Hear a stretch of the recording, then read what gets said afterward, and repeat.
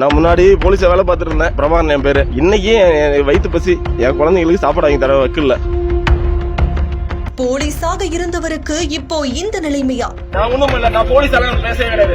ஆண்டவன் வேண்டி வந்திருக்கேன். ஆண்டவன் வேண்டது தப்பா? அப்படியே சொல்லுங்க, ரிசர்வ் பண்ணி வரீங்க. நான் ஆண்டவன் வேண்டி அரிசி கிடைக்க மட்டும் பாக்குறேன். ஏன் சாயந்தரம் ஒரு மாப்பாடி போட்டு வாங்கி கொடுக்க சுட்டு தான் தேட போல எதுவும் இல்ல.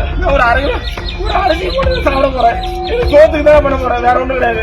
என்ன விடுங்க சார், எனக்கு சாப்பாட்டுக்கு வேற வழி தெரியல, அதான் பிச்சை எடுக்கிறேன் என்று தன் குழந்தையுடன் காவலர் யாசகம் எடுத்ததால் பரபரப்பு. நான் யானையா பையனை வந்துட்டு ஒரு ரூபா பிச்சை எடுத்த சாப்பிட்டது தப்பா?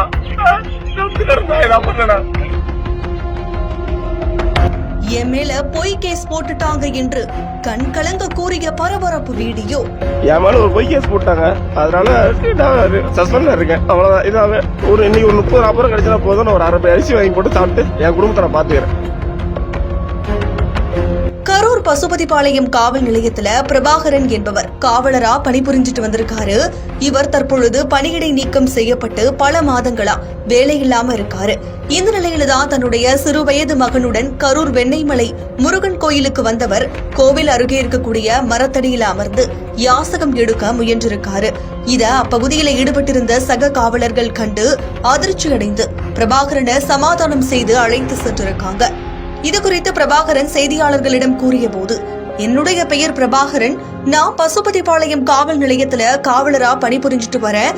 என் மேல போடப்பட்ட ஒரு பொய் வழக்கு காரணமா சஸ்பெண்ட் செய்யப்பட்டு 2.5 மாத காலமா வேலையும் வருமானமும் இல்லாம குடும்பத்தை காப்பாற்ற முடியாம தவிச்சிட்டு வரேன். என் குடும்பத்தை காப்பாற்ற வேறு வழியின்றி கோவில் முன்பு யாசகம் எடுக்க வந்தேன்னு தெரிவிச்சிருக்காரு.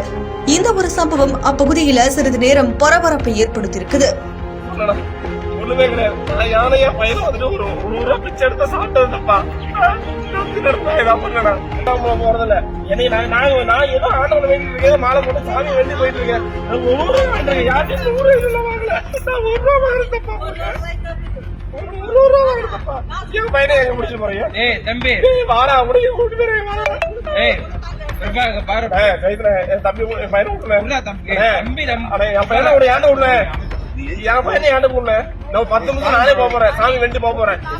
கிடைச்சிருச்சு எனக்கு. நான் இதை கொண்டு போய் சாமி வேண்டிட்டு நான் இதை போய் ஒரு அரை கிலோ அரிசி வாங்கி சாப்பிட்டு போக போறேன். வேற என்ன இருக்கு? எனக்கு சாப்பாடு வழி இல்ல. நான் காவல்துறை வேலை பார்த்தேன், அது வேற. எனக்கு அதை பத்திலாம் எதுவும் சொல்ல வேணாம். எனக்கு சாப்பாடு வழியில நான் வந்து பிச்சை எடுக்கிறேன்.